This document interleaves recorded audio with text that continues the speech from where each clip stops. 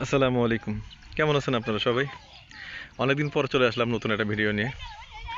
তো আমি এই মুহূর্তে দাঁড়িয়ে আছি সিরাজগঞ্জ জেলার বেলকুচি উপজেলার শাহপুর গ্রামে। আসলে শাহপুর গ্রামটা আমার সামনে যে অংশটা দেখা যাচ্ছে সেটা।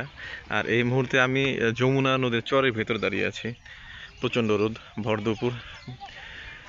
তো এইখানে একটা মজার বিষয় হচ্ছে চর অঞ্চলগুলোতে সবসময় প্রচুর বাতাস থাকে, যে আপনি দেখতে পারতেছেন যে বাঁশের পাতাগুলো নড়তেছে বাতাসে। সব সময় এরকম বাতাস থাকে, যে বাতাসগুলো আপনার একেবারে মানে কলিজা পর্যন্ত জোড়ায় যাবে ইনশাল্লাহ, মানে এতে কোনো মিস নাই।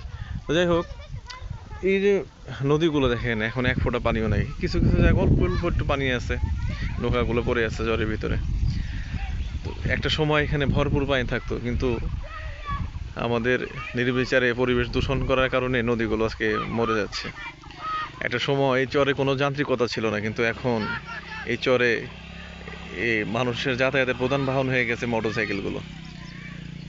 ঢাকাতে যেমন উবার পাঠাও সার্ভিস চলে, গ্রামেও এরকম এখন মোটরসাইকেল সার্ভিস চলে। তো এটাতে উপকার অপকার দুইটাই হয়েছে। উপকার হচ্ছে মানুষজন আগে যেমন মাইলের পর মাইল হাঁটতে হইতো, এখন হাঁটতে হয় না, এখন তারা মোটরসাইকেলে আরামে চলে যেতে পারে।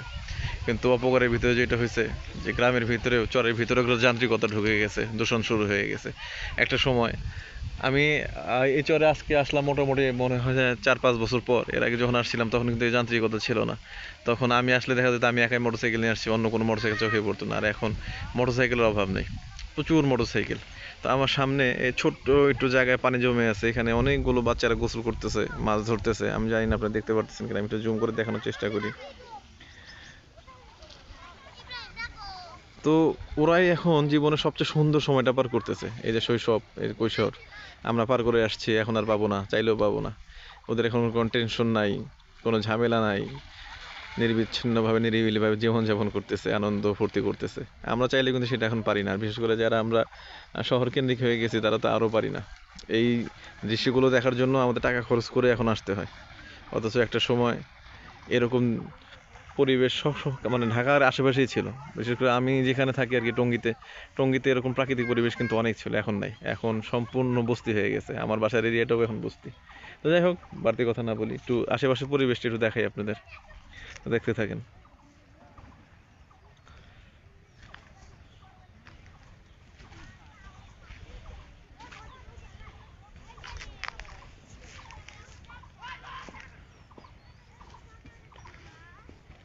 চরের সাথে আমার যেন কেমন একটা নারীর সম্পর্ক আছে, আমি জানি না কতটুকু আছে। কিন্তু আমার দাদার বাড়ি ছিল হচ্ছে আপনার এই যমুনারই এক চরে। যদিও পরবর্তীতে তারা অন্য জায়গায় শিফট হয়ে গেছে, কিন্তু তাদের রুটগুলো ছিল কিন্তু একটা সময় চরের সাথেই। আর এই চরগুলোই কিন্তু মানে তখন চর ছিল না, তখন নদীর ভরা যৌবন ছিল ওই সময়গুলোতে। এখন আমরা যেগুলো শহর কেন্দ্রিক দেখি, যেগুলো রাস্তাঘাট দেখি, তখন কিন্তু সেগুলো ছিল না। তখন আপনার এই নদীর মাতৃক দেশের নদীর পাশাপাশি যে গ্রামগুলো ছিল, যে বাজারগুলো ছিল, সেগুলোই কিন্তু তখন বিখ্যাত ছিল। এখন ধীরে ধীরে রাস্তাঘাট হয়েছে, এখন মানুষ নদীর চলাচলে কমাই দিচ্ছে, এখন আর সেইগুলো নাই। তো তারপরেও যারা আছে তারা কষ্টে আছে, শান্তিতে আছে, দুইভাবেই আছে। বিশেষ করে চরের এখন সবচেয়ে বড় সমস্যা যেটা হচ্ছে যাতায়াতগুলো। যদিও মোটরসাইকেল চালু হওয়ার পরে একটুখানি সুবিধা হয়েছে, কিন্তু সমস্যা আগের মতো থেকেই গেছে। আর এখন একটা জিনিস খেয়াল করছি আমি, যে আপনার আমি দেখাইতে পারতেছি না, চরে কিন্তু এখন ইলেকট্রিসিটি চলে আসছে। এখন কিন্তু আর চরেও কিন্তু আর সেই আগের মতো সমস্যা নাই, এখন নদীর চরেও ইলেকট্রিসিটি আছে। হ্যাঁ, গহীন চরগুলোর হিসাব আলাদা, কিন্তু কাছাকাছি যে চরগুলো আছে সবগুলোতে ইলেকট্রিসিটি আছে। প্রচণ্ড গরম, কথা বলতে পারতেছি না, যদিও বাতাস আছে, তারপরেও প্রচণ্ড গরম লাগতেছে, যেহেতু এখন ভর দুপুর সময়। তো যাই হোক, সবাই সাবধানে থাকবেন, আল্লাহ আপনাদের ভালো রাখুক, সুস্থ রাখুক, আমার জন্য দোয়া করবেন সবাই। আসসালামু আলাইকুম ওয়া রাহমাতুল্লাহি ওয়া বারাকাতুহু।